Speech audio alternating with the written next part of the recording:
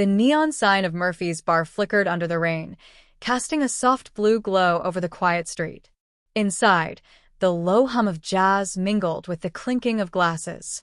At the far end of the counter sat Daniel Hayes, a single dad in his mid-30s, nursing a cheap beer he could barely afford. His calloused hands gripped the bottle, and his tired eyes stared at nothing in particular. He'd just finished a 14-hour shift at the construction site. His son, Mason, was asleep at home under the watch of their elderly neighbor, Mrs. Kent. Daniel's shoulders ached, but it wasn't just the work. It was the weight of life itself. Ever since Mason's mother passed away 2 years ago, Daniel had lived in a blur. Work, bills, exhaustion, repeat. He hadn't had a night out in months. But tonight something made him stop. Maybe it was the rain. Maybe it was the silence that felt too heavy. He sat quietly until she walked in. A woman in a dark green coat, her hair damp from the storm, heels clicking softly against the floor. She looked out of place, elegant, composed, yet heartbreakingly lost. She took a seat 2 stools away, ordered a whiskey neat, and exhaled like she'd been holding her breath for years. "Long day?" Daniel asked gently, surprising even himself. She looked up, startled at first, then smiled faintly. "Long life," she replied. He chuckled softly. "That bad, huh?" She shrugged, swirling her drink. "Just one of those nights you wish someone could press pause. Or rewind." Daniel nodded. He understood that too well. "I'm Daniel," he said, offering a hand. She hesitated, then shook it. "Evelyn," she said softly. "Evelyn Carter." Her hand was warm, delicate. But her eyes carried stories of sleepless nights, boardroom battles, and broken promises. They started talking. Slowly at first, small talk about the rain, the city, how both of them used to love late-night diners. But something shifted when Evelyn asked, "Do you have anyone waiting at home?" Daniel smiled faintly. "Yeah. My son, Mason. 7 years old. He's probably dreaming about superheroes right now." Evelyn's face softened. "You're a single dad?" "Yeah," Daniel said quietly. "Lost my wife to cancer 2 years ago. Still figuring it out." There was a silence. Then she said, "You're doing better than you think." He looked at her curiously. "What makes you say that?" "Because you still smile when you talk about your son." Her words hit something deep inside him. And for the first time in a long time, Daniel laughed, a real laugh. They talked for hours. About life, regret, the price of success. Evelyn confessed she was the CEO of a major firm, Carter Innovations, and that despite the luxury, she'd never felt more alone. She had no kids, no one to call home. Just meetings, money, and endless expectations. Daniel said, "You know, sometimes having nothing teaches you more than having everything." When the clock struck midnight, she stood up. "Thank you, Daniel," she said softly, "for talking to me like a person." He smiled.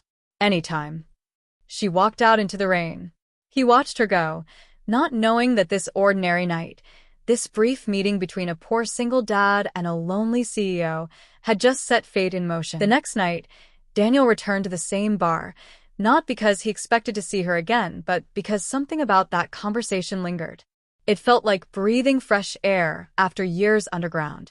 He ordered another beer, sat in the same seat, and stared at the empty stool beside him.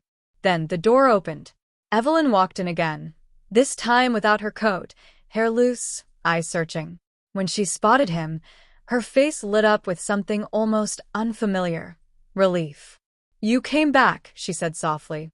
"I could say the same about you," Daniel replied with a small grin.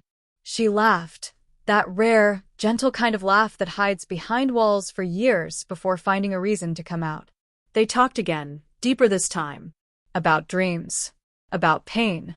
About what made them stay strong when life didn't.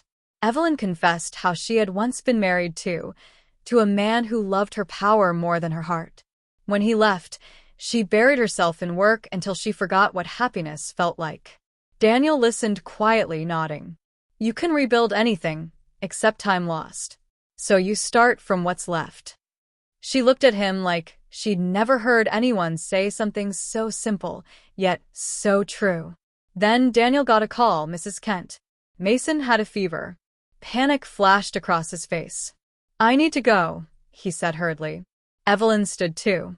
Do you need a ride? He hesitated. It's okay, you've done enough. But she insisted. Let me help, please. They drove through the rain to his small apartment.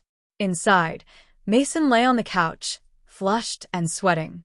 Evelyn knelt beside him, placing a cool hand on his forehead. Hey, buddy, she said softly. You'll be okay. Your dad's here. She stayed as Daniel fetched medicine, helped cool Mason's fever, even read him a story as he drifted back to sleep. When the night quieted, Daniel looked at her. Really looked. This powerful woman, sitting on his worn-out sofa, smiling softly at his son. You didn't have to stay, he said quietly. She looked back at him. Maybe I needed to. Their eyes met, two worlds colliding, not through wealth or attraction, but through kindness. And that night, as she left, Evelyn turned at the door and said, Daniel, maybe we both needed to be found. A week passed. Evelyn didn't show up at the bar again. Daniel told himself it was fine. People like her, CEOs, millionaires, didn't belong in his world. But she couldn't forget him either. Every night, she replayed their talks, the way Mason smiled, the way Daniel said thank you like it meant everything. For the first time in years, she felt human again. So one Saturday morning, Evelyn showed up at his door. Not in a suit, just jeans, sneakers, and a nervous smile. I brought pancakes, she said shyly. Mason ran up, grinning. You're the lady who read me the dragon story. Evelyn laughed. That's me. Daniel stood there, speechless. Why are you here? Because I realized, she said softly, I don't want to go back to being lonely. And I don't want you to keep thinking you're not enough. He blinked, taken aback. Evelyn, I'm a mechanic. You're someone who's tired of pretending that matters. They spent the day together, cooking, laughing, fixing Mason's toy car. And for the first time in years, Evelyn felt the warmth of a home that wasn't bought. It was shared. Weeks turned into months. She kept visiting, helping Mason with school, inviting Daniel to her company's charity events. But she never flaunted her wealth. She brought herself, humble and true. Then one evening, as they sat under the porch watching the sunset, Daniel said, You know, I used to think my life ended when Clara died. But then you showed up and it started again. Evelyn's eyes shimmered. And I used to think love was a transaction. You showed me it's a gift. They didn't need grand gestures. Just presence. Just healing. And maybe, just maybe, fate wasn't cruel. It was kind, waiting for two broken hearts to sit next to each other at the right bar, on the right night. Glowing Star Final CTA, Faceless Channel Style. Broken hearts sometimes, the people we meet by chance are the ones who change our lives forever. Sparkling Heart, if this story touched your heart, share it. Because kindness isn't rare, it's just waiting for a moment to be seen.